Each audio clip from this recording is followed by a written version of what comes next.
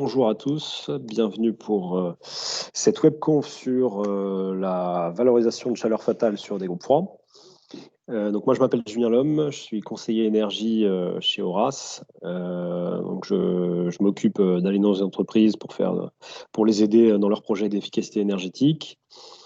Moi je travaille sur la Mayenne-Sarthe et nord du Maine-et-Loire et mes collègues ils s'occupent de tout le reste de la région, Pays de la Loire donc. Et on accompagne tout type d'entreprise sur l'efficacité en Pays de la Loire. Toute taille, tout secteur et tout niveau de maturité. Et donc aujourd'hui, on a CN Solutions, Certinergie et Solutions et Pierre Fort qui sont là pour nous présenter un petit peu la récupération de chaleur fatale sur des groupes froids. Donc Pierre, si tu peux te présenter, mettre ta caméra et partager ton contenu, je te laisse la main. Très bien, merci Julien.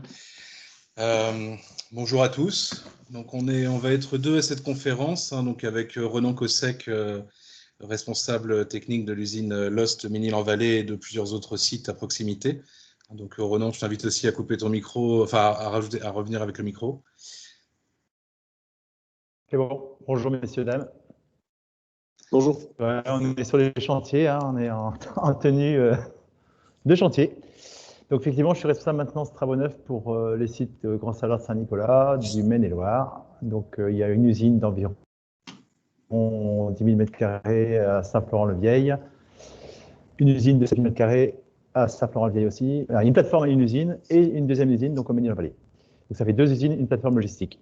Donc je m'occupe également de tout ce qui est infrastructure, énergie. Il faut savoir tout faire dans les petites entreprises.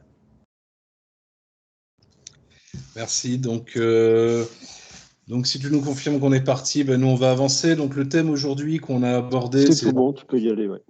Oui, merci.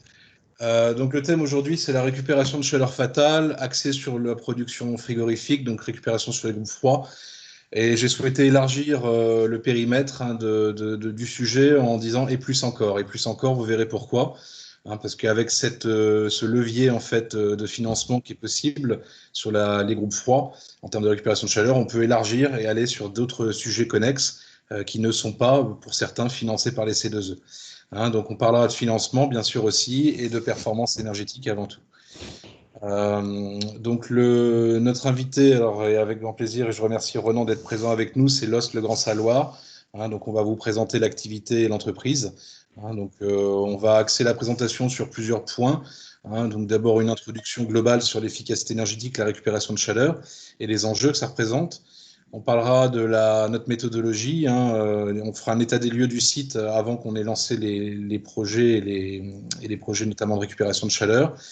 On fera un point sur qu'est-ce qu'une récupération et comment on a pu en faire un tremplin pour aller sur un projet beaucoup plus large.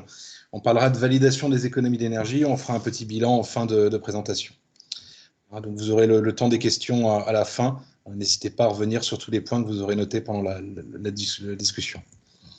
Voilà, comme on s'est présenté tout à l'heure, donc on sera deux interlocuteurs aujourd'hui, donc Monsieur Cossec et moi-même.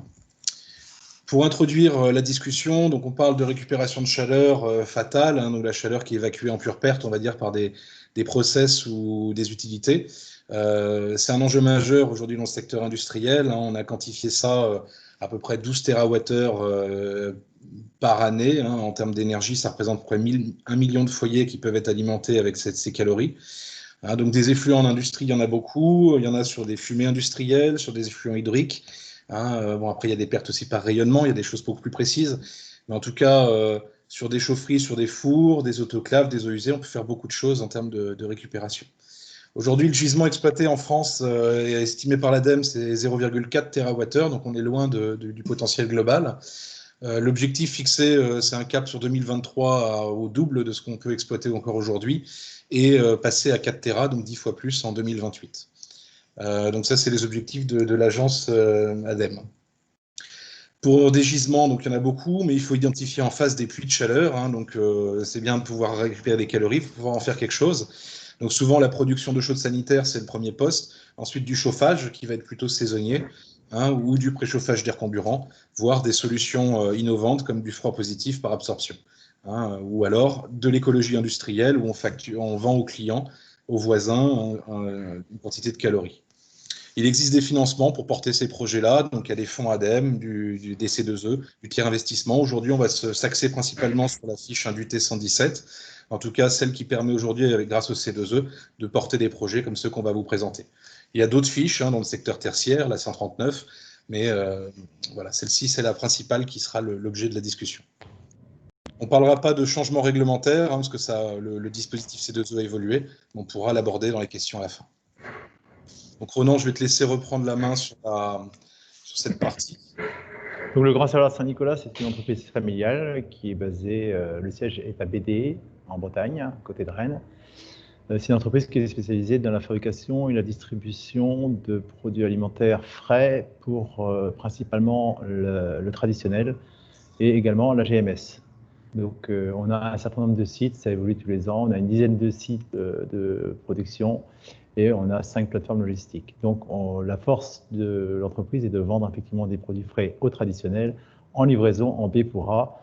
C'est-à-dire que le traiteur commande ce matin à 10 h, il a le produit demain matin à 8 h à sa porte. Des produits haut de gamme et de qualité importante. Voilà, donc c'est une entreprise qui représente à peu près 1700 personnes aujourd'hui. Donc on est séparés en 2 pôles, un pôle traiteur, un pôle charcuterie salaison. Donc nous, on est pôle traiteur. Donc moi, je suis dans cette entreprise depuis bientôt 8 ans, avec pas mal de problématiques sécurité, problématiques énergie également. Nos patrons sont avant tout des commerciaux et des vendeurs de produits. Parfait, merci. Solution, donc on a plusieurs entités entre Paris et Angers, on est présent aussi en Italie. Mais ce que je souhaitais avant tout présenter, c'est la méthodologie qu'on utilise. Donc la méthodologie qu'on a pu mettre en place chez Lost, c'était justement un accompagnement de A à Z, où Lost nous a sollicité en 2018 pour avoir une vision globale site sur ces projets d'évolution, en termes de puissance froid notamment. Et on a pu aborder de fil en aiguille les différents sujets connexes qu'on a présentés. Donc nous, notre métier, c'est vraiment de fournir de l'efficacité énergétique, de porter des projets de A à Z et de les financer, notamment et en grande partie grâce au dispositif des certificats d'économie d'énergie. Donc on va faire une première étape qui sera une pré-étude, une approche globale du site. Donc on va présenter à Lost les grands enjeux, combien peut coûter le projet, combien d'économies on va réaliser et à quelle hauteur on peut financer le projet. Ce qui nous a permis d'avoir une validation, une pré-validation et de passer dans une étude technique approfondie où là on pose de la mesure, on instrumente, on valide les enjeux pour ensuite définir le périmètre, valider une implantation et consulter les différents sous-traitants qui vont être appelés pour porter le projet. Une fois qu'on a verrouillé tout ça, on passe en phase travaux. Donc nous, on a un suivi du chantier complet, le temps qui dure, à peu près 12 mois sur ce projet-là. Et ensuite, après la mise en service, on a un engagement sur les économies d'énergie, sur les différentes économies qu'on propose pendant 5 ans, avec un malus en cas de non-atteinte des objectifs. Donc c'est une méthodologie clé en main classique, appliquée au secteur de l'efficacité énergétique et qui nous permet étape par étape de valider et verrouiller certains sujets et de préciser ce qu'on a pu annoncer. Donc des étapes qui sont gratuites au début, un accompagnement qui est complet. Mais l'idée pour nous, c'est d'avoir une vision globale du site à 360 degrés plutôt que d'avoir un focus uniquement sur la récupération de chaleur, qui est un point important, on le verra, mais en tout cas qui est pour nous un des sujets que peut avoir un site industriel. L'état des lieux, donc là, je peux te laisser, vous laisser Ronan, en tout cas, intervenir sur ce point-là.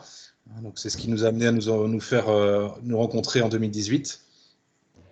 Donc le site qui était concerné par ce projet, effectivement, est un site situé au Mesnil-en-Vallée, qui fait autour de 10 000 m² au sol, avec un empilement de plusieurs successions de construction et de mise en place d'installations d'énergie au fil de l'eau, c'est un site qui date des années 1982.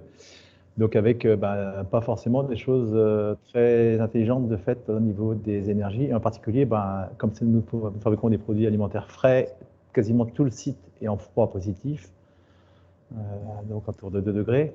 Et donc des installations de production frigorifique faites par des frigoristes directement, avec des extensions et on dira des choses qui étaient assez anciennes et qui ont mal vécu et plus forcément adaptées aux besoins en termes de capacité, avec un mélange entre du froid process et du froid qui était malheureux et qui a mené à pas mal de casses. Donc j'étais un petit peu dans l'impasse pour voir où j'allais pouvoir aller avec cette installation. Et donc ce projet a permis clairement de remettre à plat l'ensemble des besoins et de mettre en place, grâce au C2E, une installation qui aujourd'hui permet non seulement d'alimenter l'ensemble des installations correctement, mais aussi la suppression des prix de calorifique artificielle.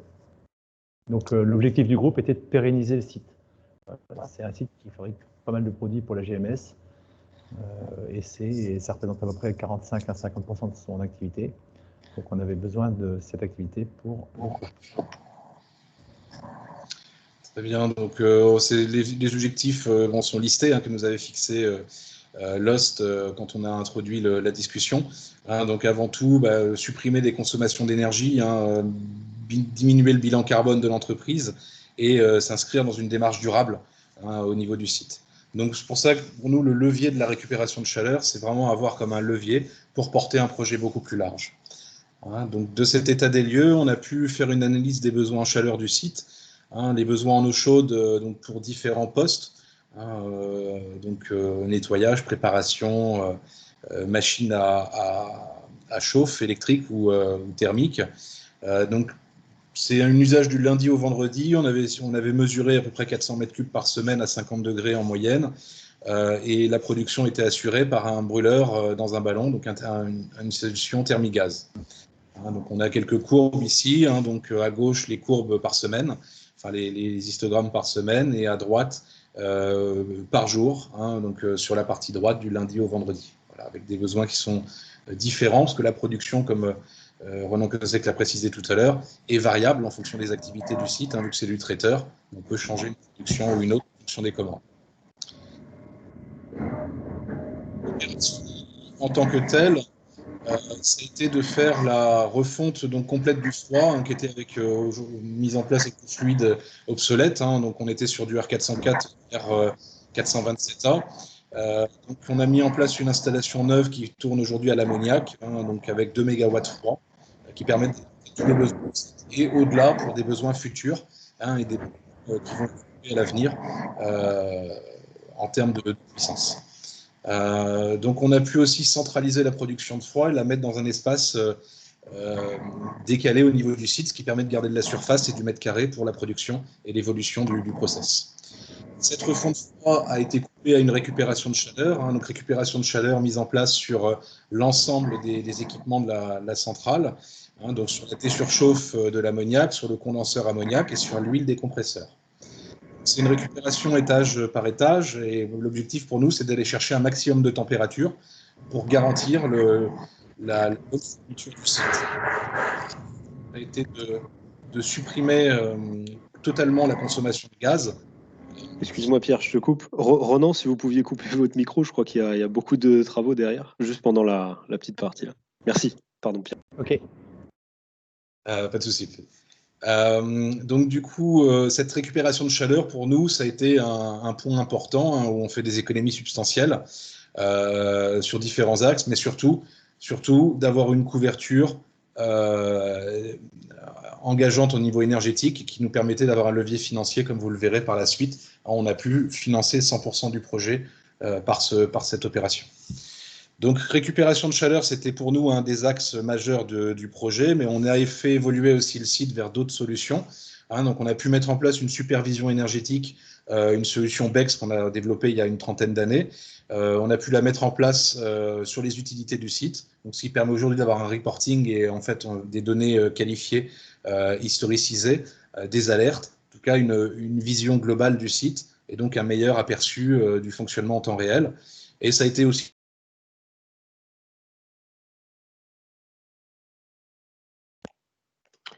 je crois qu'on a perdu la connexion avec Pierre. Est-ce que c'est moi ou... Pierre, pardon. Je suis toujours là, si vous m'entendez. Ouais, je ne sais pas si c'est moi ou si tu peux revenir 20 secondes en arrière, c'est bon. D'accord, ok.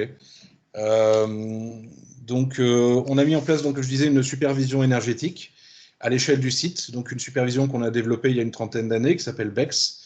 C'est une supervision qui est dédiée aux utilités et donc qui permet d'avoir une vue en temps réel du fonctionnement de chacune des utilités, de pouvoir créer des indicateurs, faire du reporting fin, avoir une vision fine du besoin du site en temps réel. Et ça a été pour nous important parce que c'est pour l'engagement de performance d'avoir une vision très précise, pas de faire du relevé manuel de compteur, mais d'avoir une vision avec des données à la seconde qu'on peut archiver et reprendre par la suite pour valider nos engagements de performance. On a installé une autre solution qu'on a développée il y a une quinzaine d'années qui s'appelle OCP. C'est une régulation intelligente de la production et de la distribution du froid en temps réel. Donc c'est une solution qui va permettre d'effacer des consommations électriques au-delà de la surperformance qu'on a atteinte avec un nouvel équipement plus efficace, avec un meilleur COP, on va pouvoir encore améliorer le COP avec cette solution et baisser des consommations électriques. Donc c'est un système intelligent qui travaille avec des capteurs, qui envoie des consignes dynamiques via des algorithmes à l'automate de l'installation et la pilote en temps réel. Vous verrez, les économies sont très importantes grâce à ces deux actions corrélées. Donc, la récupération de chaleur, on a pu avoir une approche déjà depuis quelques mois. C'est un projet qui a été mis en service en début d'année. On a commencé à valider les performances depuis quelques mois. L'engagement réel démarrera au mois d'août, a démarré au mois d'août de cette année et on aura une année pleine au mois d'août prochain. Donc là, le démarrage et les courbes que vous voyez, c'est le début, les premiers résultats, donc les réglages de l'installation. Encore une fois, je vous rappelle, l'objectif pour nous, c'était d'effacer totalement la consommation de gaz. Et donc, on commence à atteindre cet objectif par les différentes améliorations qu'on apporte. Donc, pour pouvoir suivre cette efficacité énergétique, on a posé de l'instrumentation et on relève quelques données, notamment sur la consommation de la nouvelle salle des machines, la consommation énergétique, électrique, donc à quelle hauteur elle fonctionne par rapport aux attentes. On a pu mesurer l'énergie qu'on a apportée au niveau de l'eau chaude sanitaire, on a mesuré des débits, des températures, et en corrélant toutes ces informations, notamment la consommation de gaz, encore une fois, le brûleur gaz ne doit pas fonctionner, en corrélant avec la production, on a pu mettre en place un modèle pour valider la performance énergétique sur ce projet. Donc je passe sur les détails de la construction du modèle, mais en tout cas, c'est une approche scientifique qui a été validée avec LOST, qui nous permet de démontrer, et sur les 5 années qui vont suivre, l'efficacité qu'on a pu apporter dans ce projet-là. Alors, on corrèle ça avec des données de production, parce que c'est un engagement qui correspond aussi à la réalité du site. Si demain, le site a une production qui est multipliée par 2, le périmètre évolue, grandit, mais il faut pouvoir comparer ce qui est comparable.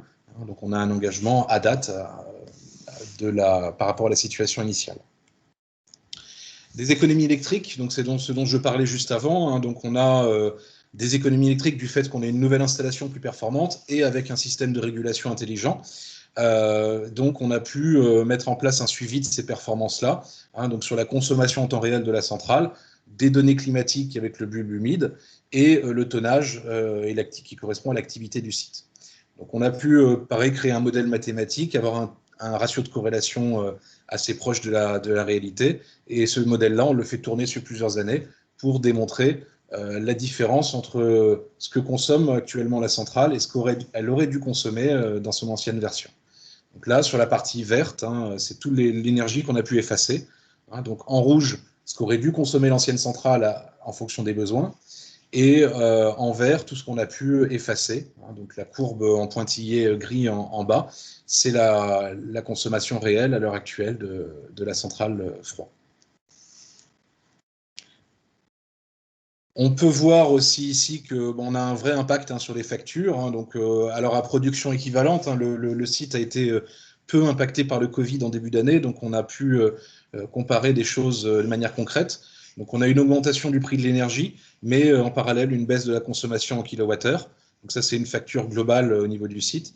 Donc on voit un impact réel sur l'opération qu'on a pu mener. Alors, pour faire un bilan de cette opération, ce qu'on peut voir aujourd'hui, et ça c'est le levier principal de notre action, c'est qu'on a pu, grâce à cette récupération de chaleur, proposer un projet beaucoup plus large et un projet vraiment global avec une vision site et intégrer des solutions qui n'étaient pas financées par les C2E. dans un projet donc Fluor Studio. Donc, une refonte froid, une régulation intelligente OCP et une supervision qui est partiellement finançable aujourd'hui grâce à la fiche 134, mais qui ne couvre pas du tout le projet de supervision en tant que tel. En plus, à date de signature, cette fiche n'existait pas encore, donc on n'a pas pu l'utiliser dans le projet. Donc c'est un projet d'1,8 million € couvert à 100% grâce au C2E par et notamment un contrat de performance énergétique. On s'est engagé à l'origine sur 86 000 € d'économies par an. Au final, on a fait presque 140 000 € d'économies, donc sur 2 axes, à la fois la production d'eau chaude sanitaire. Donc là, aujourd'hui, à date, on en a fait un petit peu moins, mais on va faire évoluer cette installation et on va la rendre au fur et à mesure plus performante. On est en train de faire des réglages. Et sur la partie électrique, avec la refonte froid et notre système OCP, on a pu faire quasiment 100 000 € d'économies sur ce poste-là. L'engagement avec Lost, ça a été de rembourser 2/3 des économies non atteintes, donc sur les différents postes. Donc, via une approche scientifique, on peut prouver ce qui est fait ou n'est pas fait. Et on peut s'engager aussi contractuellement de cette manière-là et financièrement. Donc, nous, vis-à-vis de Lost, on fera des bilans et des rapports trimestriels et une présentation sur site chaque année pour montrer vraiment l'impact du projet qui a été réalisé. Donc voilà, donc pour conclure, c'est pour nous la récupération de chaleur sur les groupes froids un tremplin. Bon, il y a beaucoup de projets, il y a des projets qui sont faits aujourd'hui uniquement sur de la récupération de chaleur, sur des installations qui sont peut-être vieillissantes, où il faudrait regarder à les renouveler pour avoir vraiment une vision globale au niveau énergie. Donc des fois, c'est un peu dommage d'utiliser la récupération de chaleur en tant que telle juste pour faire une opération ponctuelle, mais de voir si on ne peut pas l'étendre et aller sur un projet d'envergure et beaucoup plus important. Donc ça, c'est la vision qu'on a pu proposer globale au niveau du site, grâce à la récupération de chaleur qui, dans ce projet-là, a financé 90% de l'opération. On s'engage de manière ferme sur les économies, c'est un point important, et pendant 5 ans. Ronan, je te laisse peut-être faire un point aussi là-dessus. Je pense que par rapport à la solution qu'on a retenue pour faire ce projet, les forces, c'est effectivement le VEX, qui est un outil qu'aujourd'hui un frigoriste ne nous aurait pas installé si on avait été passé par un frigoriste, et qui clairement permet d'atteindre une optimisation et des réglages qu'on n'aurait pas réussi à faire avec uniquement un interface opérateur sur le froid. Donc ça, pour moi, c'est une force. Et en même temps, ça a aussi l'intérêt de pérenniser le fonctionnement, parce qu'on peut faire une installation qui fonctionne très bien à un instant T, mais les installations évoluent, les sites évoluent, on fait des nouvelles productions, on rajoute des process. Là, on a un outil qui est performant, qui peut être adapté et surtout qui mesure en continu le fonctionnement des installations. Et ça, c'est une force pour moi, ça. C'est clair, on n'aurait pas ça, je pense qu'on aurait eu du mal à faire les réglages comme il faut de notre installation pour faire de la récup. Voilà, après, clairement, le projet s'est bien déroulé. On a un gain financier qui est là et au-delà de vos espérances. Donc, mes patrons sont contents. Très bien. Voilà, mais écoutez, merci beaucoup pour votre attention. Donc, on est à disposition pour vos questions. Je crois que Ronan Kossek doit partir et a un rendez-vous à midi. Mais en tout cas, voilà, à disposition pour répondre à vos demandes. Merci Pierre, merci Ronan. On a une première question là. Comment la démarche a-t-elle commencé? Alors la démarche, elle a commencé bizarrement. C'est sur une rencontre sur le CFIA d'une personne qui travaillait pour CN Solutions qui m'a dit « Ronan, que je connaissais depuis plus de 20 ans, Ronan, il faut que tu fasses des C2 sur ton site Gemini. » Il me suit depuis plus de 20 ans, cette personne. Et donc, on a commencé comme ça. On a signé presque quasiment dans les 10 jours une lettre d'intention. Et on a toujours gardé la possibilité d'arrêter dans la mesure où on n'était pas sûr qu'il y avait un intérêt pour le site. Il fallait d'abord qu'on fasse la première APS. Et donc, voilà l'origine du projet. Donc, toujours à l'origine, c'est une rencontre. C'est ce qu'on essaye de faire avec Horace notamment, c'est de faire rencontrer les gens, parce que c'est toujours comme ça qu'il se passe plein de projets dans les entreprises. C'est toujours un point de départ. Et ce qui est bien, c'est que nous, on fait un audit gratuit, donc on donne une vision des choses. Aujourd'hui, on est capable de monter sur des projets qui vont jusqu'à 12 millions d'euros, qu'on arrive à financer à 100% dans des laiteries de taille importante, sur un même modèle, une approche utilité. On peut intégrer aussi la refonte d'une chaufferie. Sur certains sites, on a passé des chaufferies fuel au gaz naturel. On travaille aussi sur l'air comprimé. On a une approche vraiment élargie au plus possible pour répondre aux attentes. Donc, c'est toujours une première étape rencontre, un audit gratuit où on vient voir et dire ce qu'on pense. Et après, on espère passer à l'étape suivante d'une étude plus approfondie. Et donc pour un industriel qui n'a peut-être pas l'habitude de sortir de chez lui, de faire des rencontres, tout ça, comment est-ce qu'il peut se rendre compte qu'il y a quelque chose à faire chez lui? Comment il peut se rendre compte que son installation elle est vieillissante, qu'elle peut être optimisée et qu'il y a plein de choses à faire? Est-ce qu'il y a des signes pour justement se dire il y a un projet à faire là? Moi, j'aurais tendance à dire. Je réponds, mais pour mon cas, à moins que tu veuilles, Pierre. Ouais. En fait, je pense que c'est. Effectivement, on n'a pas forcément les compétences sur un site industriel. Comme nous, on est des petits sites industriels, on n'est pas des grands faiseurs. Après, c'est l'entreprise choisit ou pas d'avoir des compétences en interne. Et bien, je pense qu'effectivement, elle peut faire appel à des gens comme CN Solutions pour leur apporter l'expertise. Moi, j'ai un certain nombre de compétences depuis pas mal d'années sur le sujet. Donc, ça m'a permis de effectivement identifier qu'il y avait des soucis. Et on voit quand même, en faisant aussi de la maintenance, parce que je suis aussi responsable de maintenance, que les installations, elles vivent mal. Donc, en prenant du recul, on voit que c'est pas normal que mes installations dysfonctionnent, que j'arrête pas de casser les compresseurs, que je perds du fluide, que j'arrive pas à faire le froid pour mon process. Donc, à un moment donné, il faut se faire aider. Et là, je pense qu'effectivement, c'est une solution qui est capable d'apporter son expertise pour avoir une vision globale, pas que de la production frigorifique, parce que c'est pas que ça qui permet de voir que ça dysfonctionne, mais de voir aussi l'ensemble des utilisations. Est-ce que mes besoins sont en adéquation avec ce que j'ai comme installation de production et est-ce que je suis performant dans ce que je fais? C'est ça, écoute, tu as parfaitement répondu. C'est la vision d'un site avant tout qui est le plus important, c'est la vision utilisateur. Nous, c'est une étape qui est simple, d'avoir d'abord une première visite. Donc, ça prend pas beaucoup de temps, une demi-journée, et puis après, on est capable de proposer notre expertise, et ensuite de dérouler au fur et à mesure. Voilà, donc on a une approche énergéticien avant tout. Ça peut être comme Ronan Cossec le disait, il y a une approche qui peut être approche d'un frigoriste, qui est là pour faire du froid, qui sait faire une récupération de chaleur, mais qui ne va pas répondre peut-être à tous les enjeux énergétiques du site. Et nous, notre vision énergéticien, où on a une dimension ingénierie, conception, qui nous permet, avec notre retour d'expérience sur différents projets, d'élargir et de proposer quelque chose de beaucoup plus global. D'accord. Et donc pour une entreprise, donc on peut se dire les signes, ça va être dysfonctionnement, consommation d'énergie qui augmente, des fuites de fluides frigorigènes, voilà, ce genre de choses-là, ça doit interpeller. Et donc, ils doivent se également poser des questions. des problématiques de capacité de production. Ouais. Nous, on fabrique des produits qu'on refroidit. Et quand on n'arrive pas à refroidir nos produits dans les délais impartis, on peut se dire qu'on a une installation qui n'est pas adaptée à ce qu'on a besoin. C'est pas, enfin, dans mon cas, c'est à nous, à la production, de dire ce qu'elle a besoin en termes de froid dans notre cas, d'énergie. Et c'est pas au frigoriste de dire comment il veut que son groupe froid fonctionne. En fait, c'est un peu la problématique de base.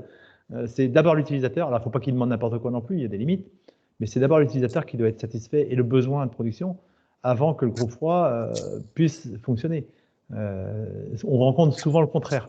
C'est souvent le frigoriste qui dit, moi, mon groupe, il peut tourner comme ça, comme ça, comme ça. Ah oui, mais moi, si j'ai besoin de ça, ça, l'adéquation entre les deux, elle n'est pas toujours là. Et c'est là où, effectivement, il faut avoir un moyen d'enregistrer, de savoir exactement, parce que le problème des énergies, des fluides, c'est qu'on ne les voit pas. C'est dans les tuyaux, c'est l'électricité, on ne voit pas comment ça se passe la nuit, ça se passe le jour, H24. Donc, si on n'a pas un outil performant d'enregistrement qui permet d'apporter la preuve que ça a dysfonctionné ou pas dysfonctionné, ou que la température a chuté, mais pourquoi? Le diagnostic, c'est d'abord et avant tout de la mesure. Si on n'a pas de moyen de mesure fiable et permanent, on ne sait pas faire du diagnostic. Et souvent, le frigoriste, il arrive, c'est trop tard, l'installation, elle est plantée, on ne sait pas ce qui s'est passé. Ouais. Et donc, à partir de quelle puissance ça peut être intéressant pour un expert, justement, de venir sur site? Il faut vraiment que ce soit une grosse installation, que derrière, on ait vraiment des gros besoins en froid, ou même sur des choses assez petites, il y a des choses à faire. Alors aujourd'hui, c'est vrai que Bon, il y a des besoins. De toute manière, il y a un besoin qui peut être réglementaire, besoin de changer les fluides ou de remplacer des groupes qui sont obsolètes avec des fluides comme on l'avait aussi dans ce cas-là. Donc, il y a besoin de faire mener une action. En termes d'enjeux, sur des différents sites, on peut considérer des factures énergétiques comme un seuil à partir duquel nous, on peut avoir une action qui est pertinente. Donc ça, c'est compliqué de le dire, mais on peut être très bien pertinent sur des sites qui consomment 150 000 euros, 200 000 euros d'électricité par an, comme sur des sites, bon, après, qui consomment beaucoup plus et qui ont des factures exceptionnellement élevées. On va plutôt aujourd'hui, alors la fiche C2E qui permet de financer une opération comme celle-ci a évolué récemment. Elle a été modifiée, donc elle a été modifiée et renforcée, donc elle demande une approche, on va dire, plus scientifique sur la partie récupération de chaleur et surtout des besoins continus. Donc si le site a des besoins continus en termes de puissance, en termes de besoins de chaleur, on va être plus facilement capable de porter un projet comme celui que vous venez de voir. C'est une question de financement. Pour ça, je dis, il y a une question soit réglementaire où il y a besoin de changer les groupes, donc il faut mettre un peu d'argent sur la table, du budget pour le faire, et grâce à une opération comme ça, on peut réduire les coûts, ou alors des opérations qu'on peut encore aujourd'hui financer à 100%, parce que les besoins en chaleur sont conséquents. Donc c'est un petit échange déjà par téléphone qui permet de dire les choses et de dire vraiment s'il y a une pertinence ou pas. Mais on va dire qu'un site qui a un petit groupe froid, qui le fait tourner uniquement en été, et qui fonctionne à 1,8 ou 2,8, ça va être plus compliqué de proposer quelque chose en tout cas en termes de financement, d'intéressant. La performance sera toujours proportionnelle, une récupération de chaleur peut toujours être intéressante. Mais il faut qu'il y ait une corrélation entre le besoin froid et les besoins en chaleur. Il ne faut pas qu'il y ait une saisonnalité sur les deux besoins où on fait tourner le groupe froid en été et on consomme de la chaleur en hiver. Voilà, il faut qu'il y ait quelque chose de lié, de pertinent pour avoir en tout cas un projet vertueux au niveau énergie. Et pour compléter justement l'usage des C2E, le fonds chaleur, il peut être utilisé de l'ADEME et en quelle proportion? Est-ce que ça permet vraiment de faire baisser le taux de retour sur investissement? Alors le fonds de chaleur, on va dire que l'ADEME aujourd'hui a un peu laissé la main au C2E pour couvrir les projets d'efficacité énergétique. Le fonds de chaleur va plus couvrir aujourd'hui de manière intéressante des projets de décarbonation comme les chauffe-eau de biomasse, faire de la vapeur de l'eau chaude, où là il y a vraiment un projet énergie, un projet carbone qui est lié à celui-là. En termes d'aide ADEME, on ne peut pas faire de doublon avec des C2E. Aujourd'hui, les C2E l'emportent largement en termes de financement sur ce que peut éventuellement proposer une ADEME sur un projet comme ça. D'accord. Ouais, c'est parce que j'avais vu que depuis 2020, c'était complémentaire et qu'on pouvait amener un petit truc en plus. Alors, ce n'est pas cumulable. Il y a des appels à projets qui ont été lancés, donc le plan Covid, notamment, qui appelle à des projets à plus de 3 millions d'euros avec un temps de retour à 2 ans. Donc, c'est quand même complexe de les identifier, où on peut cumuler les deux. Voilà. On peut cumuler d'ADEME et C2E, justement, pour relancer l'activité, pérenniser les sites. C'est tout l'enjeu aujourd'hui. Le C2E a une vision vertueuse sur la partie efficacité énergétique, mais aussi il faut voir l'axe développement économique qui peut porter, notamment quand on fait des refontes d'équipements industriels comme celui-ci. C'est des sommes que l'industriel, des fois, ne peut pas se permettre de débourser. Il y a des entités qui sont beaucoup plus petites et beaucoup plus indépendantes et qui ne peuvent pas se permettre de mettre un billet de 1 million, 1,2 million sur la table pour refaire une installation de froid, où ça devient très compliqué pour eux. Voilà, donc le C2E est là pour ça. Aujourd'hui, pas de doublon, sauf dans certains cas, et le C2E l'emporte sur la plupart des projets énergie en industrie aujourd'hui. Et donc pour l'investissement, il vaut mieux plutôt se tourner vers des prêts vers ADEME BPI France ou vers du tiers financement, ou alors les deux? Alors, tiers financement, c'est quelque chose que nous, on va être amené à proposer aujourd'hui, parce que notre volonté à terme, c'est de débloquer des projets qui ne se font pas. Aujourd'hui, le temps de retour sur investissement, c'est la notion clé pour les industriels, et c'est dommage, mais il y a beaucoup de dossiers qui restent dans les cartons, qui ne se font pas, faute de financement ou faute d'un temps de retour supérieur à 1 an, 2 ans ou 3 ans, et 3 ans, c'est le grand maximum. Donc le tiers investissement, c'est un modèle que nous, on va développer. Après, les BPI, tout dépend de... Ça, c'est des questions à avoir avec chaque entreprise individuellement, en fonction de leur capacité à emprunter, de la taille de l'entreprise et avec notamment la direction financière qui peut être liée à cet échange.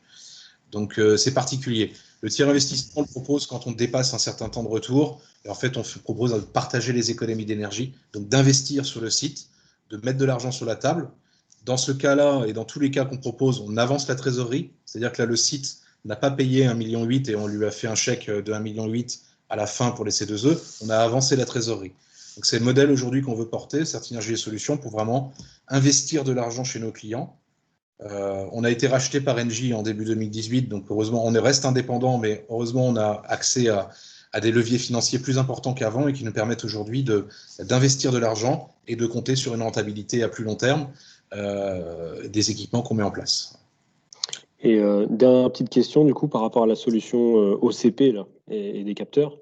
Est-ce que ces capteurs-là, ils peuvent être financés par justement la fiche sur les systèmes de mesurage UT 134?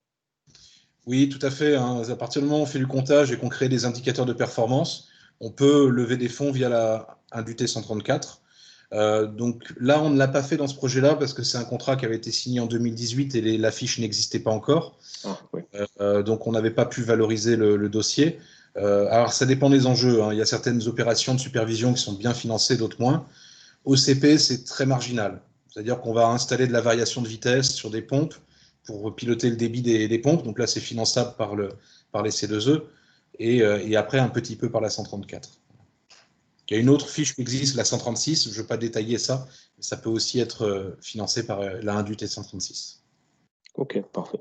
Est-ce qu'on a d'autres questions ou on va pouvoir mettre fin à la webconf? Pas de questions dans l'espace chat. Si Eric Sénéchal qui a peut-être une question à poser.